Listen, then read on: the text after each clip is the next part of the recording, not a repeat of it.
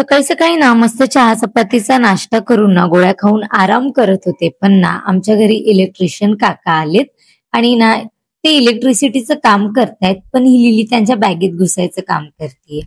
Electrician गेल्यानंतर ना मी जेवण करून घेतलं आणि ना आराम करत होते, पण तिकडचे लेकरं आलेले आणि त्यांनी ना लिलीला जाम खेळवली.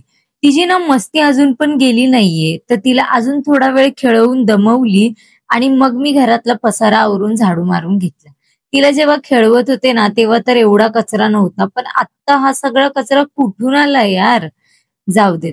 मी ना संध्याकाळ झालीये तर बाप्पांची पूजा करून घेते आणि पूजा करून झाल्यानंतरून ना मी बसले या पोटल्याला सतवायला. हा कसा बसतो बघितला? आणि ना तुम्ही ह्याला किती पण सतवा, हा त्याची पोझिशन नाही सोडणार आहे.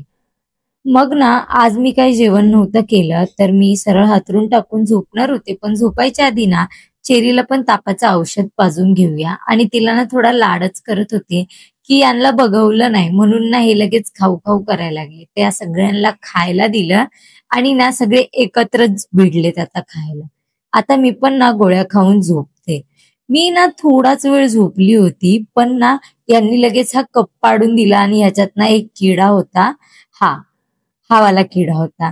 तर आता ना मी ह्याला कपात भरून आहे ना परत बाहेर सोडून देते, नाहीतर ना हे रात्रीतून मारून टाकतील त्याला.